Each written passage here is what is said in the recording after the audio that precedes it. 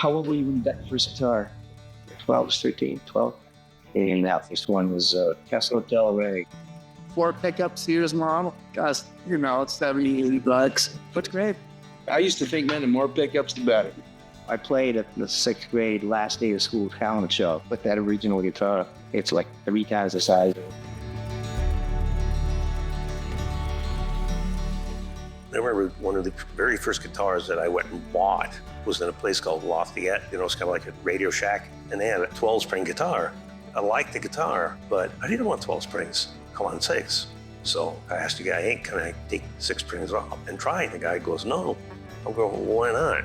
He said, if you buy it, you can do whatever you want. So I bought it, took 6 strings off, and loved it. And that was my very, very first successful attempt at changing something that was considered standard to my liking.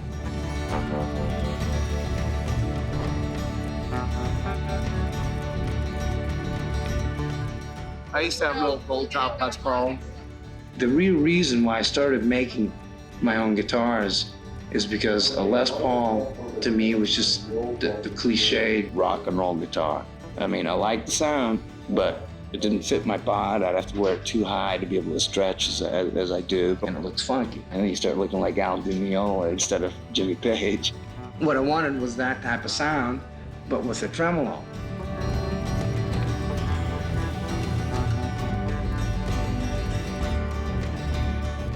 I have 2 Les Paul Juniors, single cutaway and double cutaway junior, kind of a reddish, it's a 58.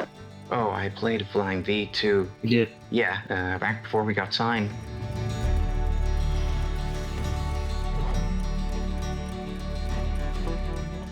I was playing a 335 for a while in the band before we got signed, which is a 63 Sunburst one. It sounded fine with the band. Come on, like Roy Orbison. That was actually my main experimental guitar. I mean, I did everything that you could imagine to that guitar to ruin, And it's too bad because that guitar would have been worth some bucks today. But still, I ruined an expensive guitar to learn what I know now of building guitars, which I guess is worth it.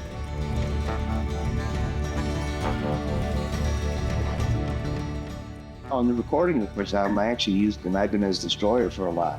All the stuff that doesn't have any kind of vibrato on it is that.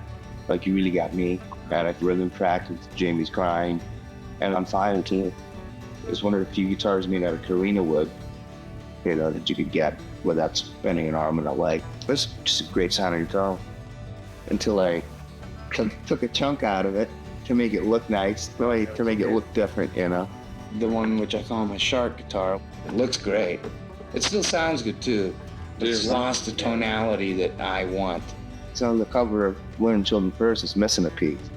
I mean, nobody taught me how to do guitar work when I up a lot of good guitars that way. A lot of what I do is really trial and error. I do know where I want to get.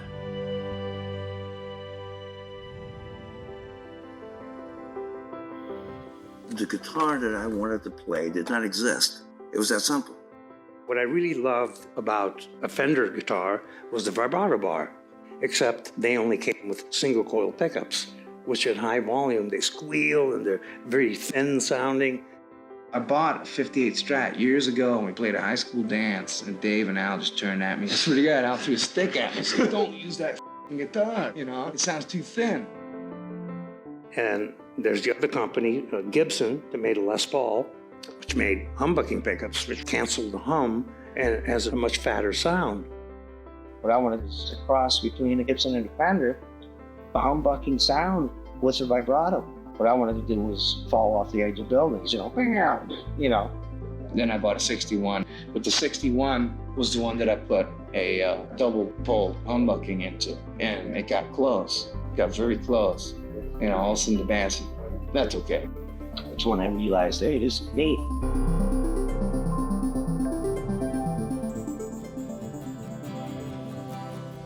I wasn't looking for anything to please other people. There's just nothing was out there that I wanted.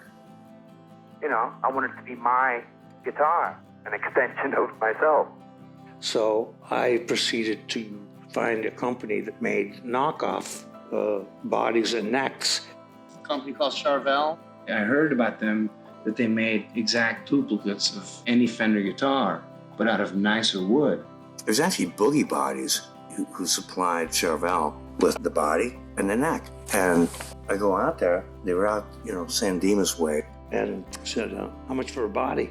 He goes, oh, you don't want one of those. I go, why not? The guy goes, they're seconds. I'm going, I thought he meant those are next to be made. No, what he meant was those are junk. We can't sell those because they have knots and they're damaged. I said, great, I'll take one. That's what I'm really into doing, actually, is to squeeze anything out of the cheapest possible thing. So I bought a $50 body and $75 neck, and I proceeded to take a chisel and a hammer and make a hole big enough for a Gibson pickup.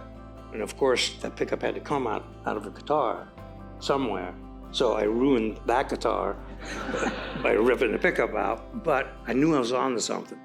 I took all the vibrato tailpiece out of the old Strat. I just, picked up the body and the neck and slapped it together. A Stratocaster actually has 3 pickups, and everything was unsoldered and just laying there. And I had no clue how to hook it back up. So I wondered if it would work if I just hooked the humbucking pickup straight up to one knob. And it worked. That's what's so funny, everything I do is simple. And that's what ended up being that guitar.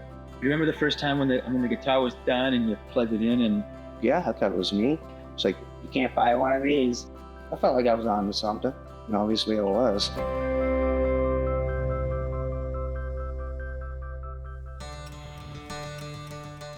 It had no finish. It was like a junk wooden body. I'm sitting there with a blank piece of wood with the guitar, and it sounded great, and did everything I wanted, and I painted it black, and I'm going, this looks kind of boring. The black and white stripes, which was on the first Van Halen record, I don't know what made me think of that at all. And there's some tape laying there, and I just started taping it up, and take a razor blade, just cut pieces out, and spray painted it white, and then took it all off, and I'm going, hey, this is kind of cool. It's like pretty much everything I do, it's kind of a mistake. And because Charvel started, copying him, I said, man, I better change it. So what I did is I really went to town painting and all freaked out. So later on, the red guitar is the same guitar as the white one. I taped over it again and spray painted it red. I use Schwinn bicycle paint, acrylic wax. It's good paint. Every time I look at it, I go, God, I wish I would have left it black and white. It took on a life of its own. Crossing a Gibson with a Fender was out of necessity because there was no guitar on the market that did what I wanted.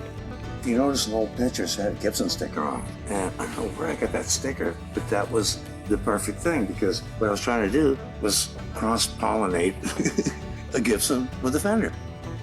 It was kind of a culmination of years of putzing around, and everything kind of ended up in this guitar. I'm just a punk kid trying to get a sound out of a guitar that I couldn't off the rack, so I built one myself, and now everyone else wants one. Some people call it Frankenstein. I call it my baby.